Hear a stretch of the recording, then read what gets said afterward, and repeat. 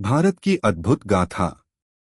एक महान सभ्यता की झांकियां, युग युग में सत्य के लिए इसकी गौरवमयी खोज। दूसरी कहानी, वर्षा की एक रात में स्नातक हो जाना। ग्रैंड पा, यह शरारती लड़की मुझे यह सिद्ध करने के लिए चुनौती दे रही है कि आर्यों ने भारत पर आक्रमण नहीं किया। संदीप ने अपनी छोटी प्यारी बहन चमेली को देवनाथ के कमरे में घसीट कर लाते हुए शिकायत की। देवनाथ ने नजर उठाकर उनकी ओर देखा और अपने सामने की खुली पुस्तक बंद कर दी। संदीप, तुम चमेली से यह साबित करने के लिए क्यों नहीं कहते कि वह होनोलू या मेडागास्कर से नहीं आई है? ग्रैंडपा ने कहा। मैं सदा यहीं थी।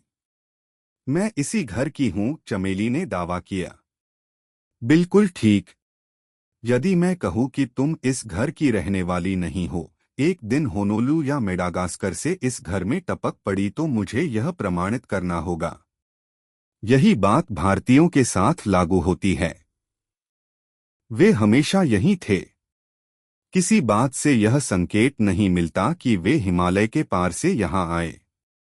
उनका अपना प्राचीन साहित्य, जो विश्व का प्राचीनतम साहित्य है, कहीं एक बार भी नहीं कहता कि उनका घर कहीं और था जिसे वे पीछे छोड़कर यहाँ आ गए।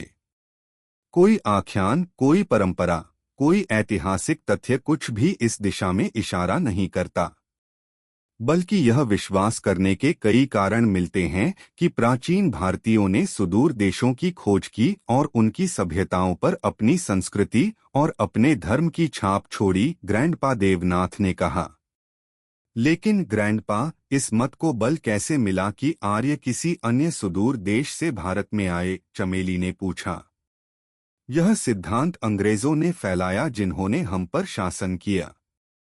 शायद वे यह कहना चाहते थे कि बाहर से आर्यों का भारत में आना और यहाँ उनका राज्य करना अस्वाभाविक नहीं था, क्योंकि वास्तव में भारतीय आबादी का एक बहुत बड़ा भाग दूसरे देशों से यहाँ आया था। दुख की बात यह है कि हमारे अपने इतिहासकारों ने इस सिद्धांत पर कभी उंगली नहीं उठाई, ग्रैंडपा ने अफसोस के साथ कहा। संदीप को अचानक उसके मित्रों ने बुला लिया। वे लोग अपने विद्यालय के वार्षिक समारोह की तैयारी कर रहे थे।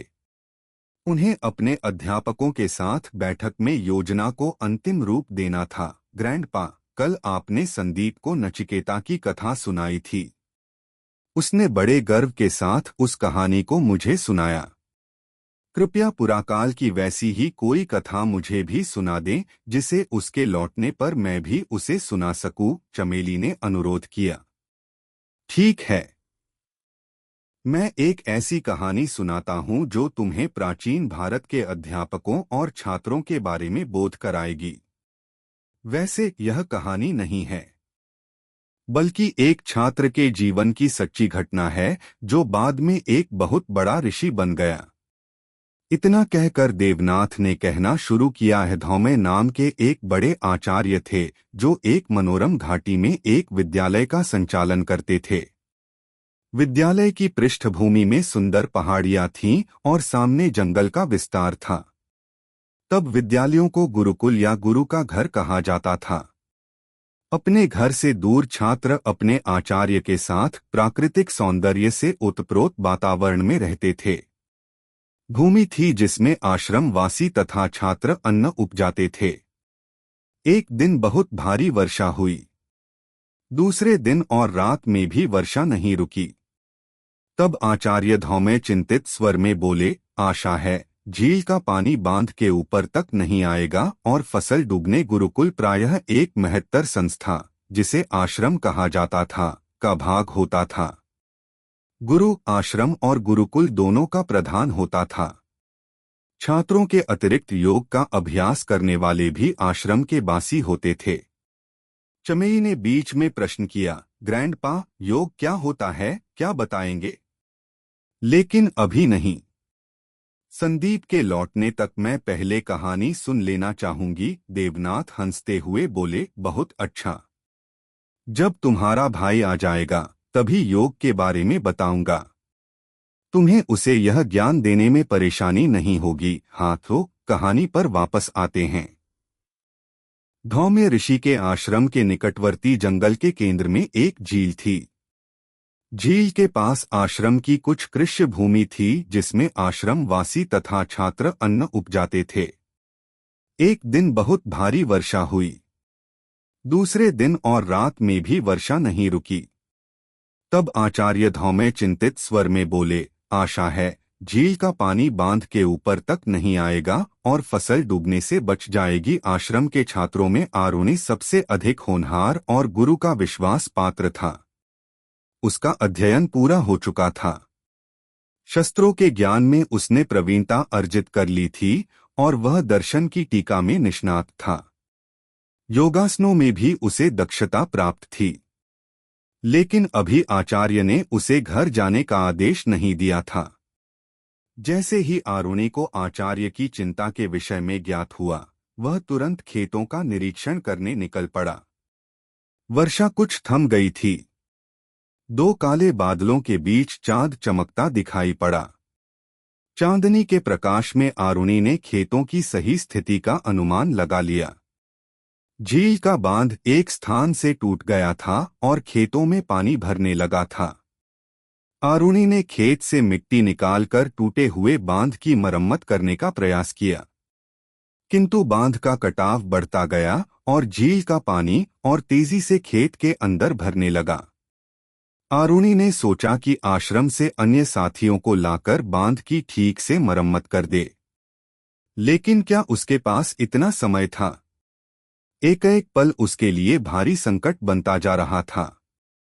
उसने स्थिति की गंभीरता पर क्षण भर के लिए अपने मन को एकाग्र किया और उसने निर्णय ले लिया।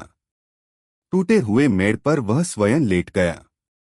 यद्यपि बादल फिर घिर आए और आंधी के साथ वर्षा होती रही, लेकिन झील का पानी खेतों में जाने से रुक गया।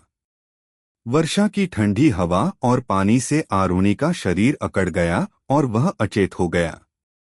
जब भोर तक आरुणि नहीं लौटा तो आचार्य स्वयं अन्य शिष्यों के पास खेत पर पहुंचे और आरुणि को टूटे हुए बांध के स्थान पर अचेतावस्था में देखकर स्तंभित रह गए।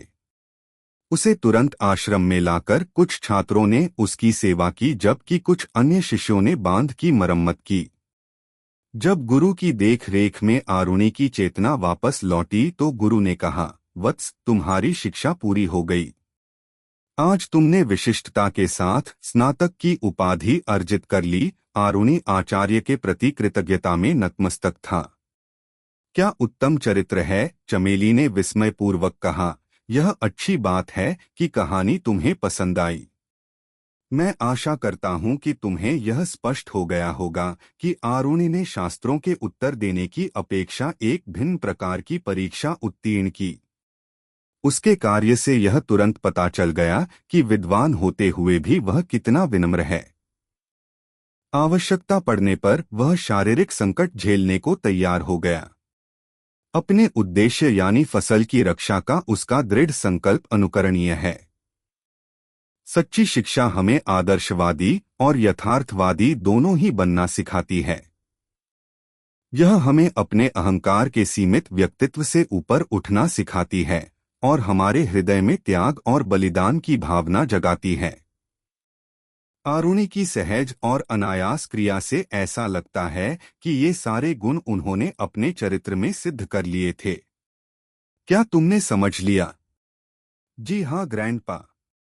धन्यवाद। अब मैं अपने भाई को यह कहानी सुना सकती हूँ, चमेली खुशी से उछलती हुई बोली।